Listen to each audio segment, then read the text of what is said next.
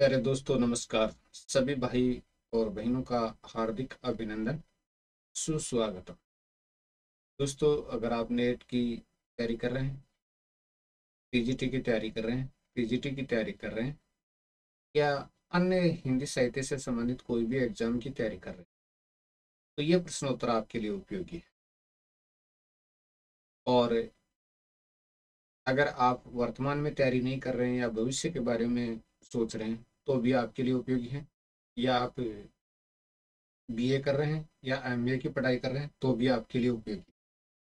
क्योंकि हिंदी साहित्य का इतिहास तो एक ही होता है। और जब हम हिंदी साहित्य को लेकर आगे बढ़ते हैं तो ये सारी चीज़ें हमें पढ़नी पड़ती हैं। अब रही बात दोस्तों कि पढ़ाई तभी होती है जब हम सेल्फ स्टडी करेंगे, खुद पढ़ेंगे। जैसे कहा जाता है, जनतंत्र जनता के लिए, जनता के द्वारा। जो राजनीति विज्ञान में एक पंक्ति हमें देखने को मिलती है, वैसे ही पढ़ाई छात्रों की, छात्रों के लिए और छात्रों द्वारा होती है। जिस दिन आप कोचिंगों के जाल से मुक्त हो जाएंगे, जिस दिन आप अपने आप पढ़ने लग जाएंगे, उस दिन आपका चयन हो जाएगा। लेकिन अमूमन तौर पर हम पढ़ते कम हैं, दिखावा ज़्यादा करते हैं, और ऐसी स्थिति में देखिएगा, सीधी सी बात, चयन नहीं हो पाता। चलिए दोस्तों, बढ़ते हैं और पढ़ते हैं। नई कविता को नई कविता नाम किसने दिया? नई कविता को नई कविता नाम देने वाले कौन थे? सच्चिदानंद हीरानंद वात्स्यन अज्ञे ने दिया था। हालांकि यहाँ आप लोग ये कह सकते हो कि एक पत्रिका निकली थी जिसका नाम नई कविता रखा गया था और उसके आधार पर पढ़ा, लेकिन ऐसा नहीं है। वो एक पत्रिका थी, लेकिन उसके आधार पर नाम नहीं पड़ा था। नाम सच्चिदानंद हीरानंद वात्स्यन अज्ञे ने दिया था। ठीक है, जगदीश चंद्र गुप्त की पत्रिका थी। नेक्स्ट, खड़ी बोली हिंदी गद्य की प्रथम रचना मानी जाती है। खड़ी बोली गद्य की प्रथम रचना कौन सी मानी जाती है? चंद छंद वर्णन की महिमा को खड़ी बोली गद्य की प्रथम रचना माना जाता है। ठीक है जी, देख लेते हैं। हिंदी साहित्य में सबसे पहले दोहा चौपाई का प्रयोग किसने किया? हिंदी साहित्य में सबसे पहले दोहा चौपाई का प्रयोग करने वाले कौन थे? तो दोहा चौपाई का प्रयोग करने वाले थे सरपा। सरपा ने किया था दोहा चौपाई का प्रयोग। दोहा चौपाई छंद है, उसका मिला जुला प्रयोग। रस विवेचन को हिंदी में पहली बार मनोवैज्ञानिक आधार किसने प्रदान किया? रामचंद्र शुक्ल ने प्रदान किया था रस विवेचन को हिंदी में पहली बार मनोवैज्ञानिक आधार जो देने का कार्य है, वो आचार्य रामचंद्र शुक्ल ने किया। नेक्स्ट है, आचार्य रामचंद्र शुक्ल की पहली सैद्धांतिक आलोचनात्मक रचना का नाम बताइए। पहली सैद्धांतिक आलोचनात्मक रचना काव्य में रहस्यवाद। सॉरी, तो रामचंद्र शुक्ल की पहली सैद्धांतिक आलोचनात्मक रचना, उसका नाम है काव्य में रहस्यवाद। चलिए नेक्स्ट, जयशंकर प्रसाद के प्रथम ऐतिहासिक नाटक का नाम बताइए। जयशंकर प्रसाद का पहला ऐतिहासिक नाटक कौन सा था? वो था राज्यश्री। ठीक है जी, नेक्स्ट क्वेश्चन देख लेते हैं। भक्ति सूत्र के प्रणेता कौन माने जाते हैं? भक्ति सूत्र के प्रणेता नारद मुनि को माना जाता है। नेक्स्ट है, भक्ति शब्द का सर्वप्रथम उल्लेख किस ग्रंथ में मिलता है? श्वेता श्वेतर उपनिषद में मिलता है भक्ति शब्द का सर्वप्रथम उल्लेख, श्वेता श्वेतर उपनिषद में। ठीक है, देख लेते हैं। रस सूत्र के प्रथम आख्याता किसे माना गया? तो भट्ट लोलट को माना गया रस सूत्र का प्रथम आख्याता। इनको भट्ट लोलट को। साधारणीकरण का सर्वप्रथम प्रयोग किसने किया था? साधारणीकरण का सर्वप्रथम प्रयोग भट्ट नायक ने किया था। साधारणीकरण का सबसे पहले प्रयोग भट्ट नायक ने। अगला क्वेश्चन है, हिंदी की प्रथम लघु पत्रिका का नाम बताइए। नए पत्ते हिंदी की प्रथम लघु पत्रिका थी, का नाम था नए पत्ते। नेक्स्ट है, हिंदी नाटक से संबंधित प्रथम सैद्धांतिक ग्रंथ का नाम बताइए। हिंदी नाटक से संबंधित प्रथम सैद्धांतिक ग्रंथ का नाम बताइए। वो था रूपक रहस्य। सैद्धांतिक ग्रंथ था पहला और उसका नाम था रूपक रहस्य।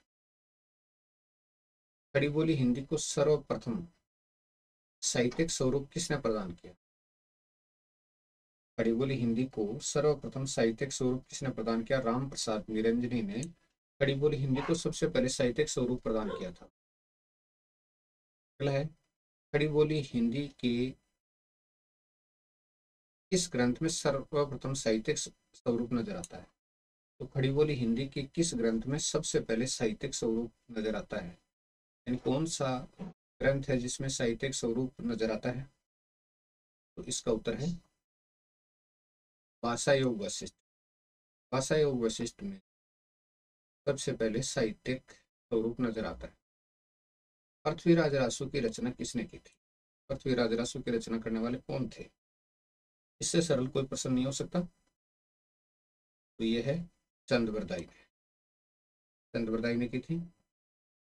परीक्षा गुरु उपन्यास की रचना की। परीक्षा गुरु उपन्यास की रचना करने वाले कौन थे? लाला श्रीनिवास दास ने परीक्षा गुरु उपन्यास की रचना की। लाला श्रीनिवास दास। अर्ध कथानक आत्मकथा की रचना की। अर्ध कथानक आत्मकथा की रचना कौन थे? अर्ध कथानक आत्मकथा की बनारसी दास जैन ने। बनारसी दास जैन ने अर्ध कथा जो आत्मकथा है उसकी रचना की थी। लक्ष्मीपुरा रिपोर्ताज की रचना की। लक्ष्मीपुरा रिपोर्ताज की रचना करने वाले कौन थे? शिवदान सिंह चौहान का रिपोर्ताज है लक्ष्मीदान सिंह चौहान का रिपोर्ताज। इंदुमती कहानी के लेखक का नाम बताइए। इंदुमती बहुत ही प्रसिद्ध कहानी है और इसके लेखक कौन हो सकते हैं? किनकी है जी इंदुमती कहानी? ये उत्तर देख लेते हैं। और ये किशोरी लाल गोस्वामी की कहानी है इंदुमती, किशोरी लाल गोस्वामी की। हिंदी गद्य काव्य की प्रथम रचना साधना के रचनाकार का नाम बताइए। हिंदी गद्य काव्य की प्रथम रचना साधना के रचनाकार का नाम बताना आपने। तो साधना के रचनाकार कौन थे? राय कृष्णदास की रचना है साधना, राय कृष्णदास की। प्रिय प्रवास रचना के रचनाकार का नाम बताइए। प्रिय प्रवास रचना के रचनाकार कौन थे? तो बहुत सिंपल सा क्वेश्चन है। अयोध्या सिंह उपाध्याय हरिओध थे प्रिय प्रवास रचना के रचनाकार। शिव सिंह सरोज की रचना किसने की? शिव सिंह सरोज की रचना किसने की थी? तो शिव सिंह सरोज की रचना शिव सिंह सेंगर ने की थी। शिव सिंह सरोज की रचना। एक घूंट एकांकी के रचनाकार का नाम बताइए। एक घूंट एकांकी के रचनाकार कौन थे? एक घूंट एकांकी के रचनाकार जयशंकर प्रसाद का ये एकांकी है एक घूंट। ठीक है, एकांकी नाटक कहते हैं इसको। विद्यापति ने कीर्तिलता की भाषा को क्या कहा था? बहुत ही शानदार क्वेश्चन है। विद्यापति ने कीर्तिलता की भाषा को क्या कहा था? उन्होंने कहा था अवट। अवट नाम दिया था विद्यापति ने, ध्यान रखना। हिंदी की आदि कवियत्री किसको कहा जाता है? हिंदी की आदि कवित्री किसको कहा जाता है? मीराबाई को हिंदी की आदि कवित्री कहा जाता है, मीराबाई को। भक्ति के प्रवर्तक माने जाते हैं। भक्ति के प्रवर्तक जो माने जाते हैं उनका नाम क्या है? तो रामानुज माने जाते हैं भक्ति के प्रवर्तक।